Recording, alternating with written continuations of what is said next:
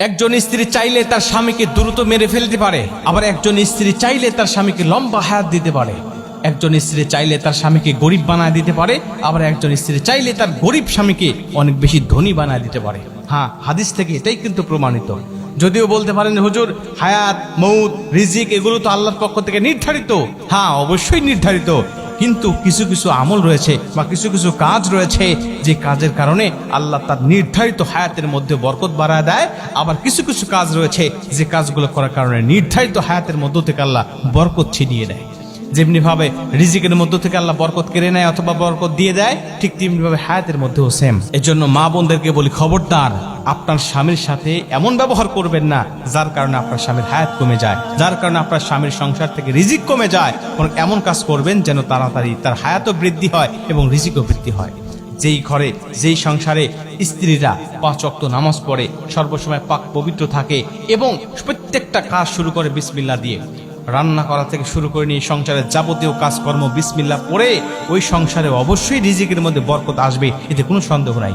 এবং যেই ঘরের স্ত্রীরা মাগরিবের নামাজের পরে সূরা ওয়াকিয়া তেলাওয়াত করে, ওর ঘরে তো কোনোভাবেই অভাব ঢোকা সম্ভব নয়, বরং স্বয়ং সম্পূর্ণ করে দেয়।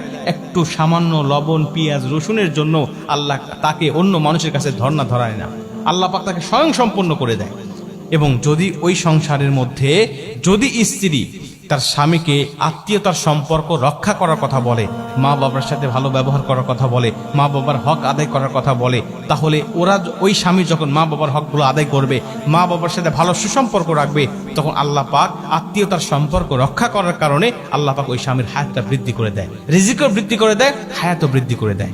কিন্তু যদি হয় উল্টা, অনেক স্ত্রী আছে, স্বামী সারাদিন কাজকর্ম শেষে যখন বাড়িতে আসে, ব্যবসা বাণিজ্য পরিচালনা করে ঘরে এসেছে, ক্ষেত খামারে কাজকর্ম করে ঘরে এসেছে, স্ত্রী কোনো কথা না বলে সারাদিন যা যা কিছু ঘটেছে মা বাবার সঙ্গে, বোনের সঙ্গে, ভাইয়ের সঙ্গে, সব কথাগুলো ঝাল, লবণ, মরিচ, পেঁয়াজ, রসুন, আদা, বিভিন্ন মশলা মাখায়া স্বামীর কাছে এমনভাবে বলতে থাকে, স্বামী বেচারা আস্তে আস্তে তার বাবা মার প্রতি কুধারণা আসতে থাকে, নেগেটিভ ধারণা আসতে থাকে যে আমার মা বাবা এত খারাপ, এত কষ্ট দেয় আমার স্ত্রীকে।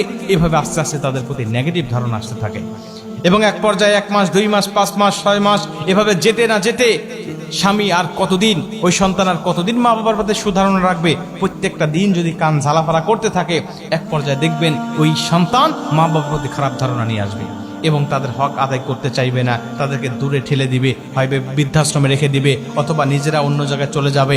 এইভাবে মা বাবার সঙ্গে সম্পর্ক ছিন্ন করবে। আর এই সম্পর্ক ছিন্ন করাটাই ওই সন্তানের জন্য কাল হয়ে দাঁড়াবে, তার হায়াতও কমে যাবে এবং তার রিজিকও কমে যাবে। নবীজি বলছেন বুখারীর বর্ণনায়, আবু হুরায়রা রাদিয়াল্লাহু তাআলা আনহু বলেন, কেউ যদি তার হায়াতটাকে বৃদ্ধি করতে চায়, কেউ যদি তার সম্পদটাকে বৃদ্ধি করতে চায়, তাহলে যে যেন সিলাতুর রাহিম, অর্থাৎ সে যেন রক্তের সম্পর্ক, আত্মীয়তার সম্পর্ক রক্ষা করে। আত্মীয়তার সম্পর্ক রক্ষা করলে হায়াতও বাড়বে, রিজিকও বাড়বে। আত্মীয়তার সম্পর্ক ছিন্ন করলে হায়াতও কমবে, রিজিকও কমবে। এখন আপনি কোনটা করবেন বলেন? প্রিয় মা বোনেরা, এই জন্য বলি, আপনার হাতেই কিন্তু আপনার স্বামীর হায়াত এবং মৌতের একটা চাবিকাঠি আল্লাহ রেখে দিয়েছেন। আপনার স্বামীকে আপনি বলবেন আত্মীয়তার সম্পর্ক রক্ষা করার কথা এবং তাকে মানসিকভাবে প্রেশার ক্রিয়েট করবেন না।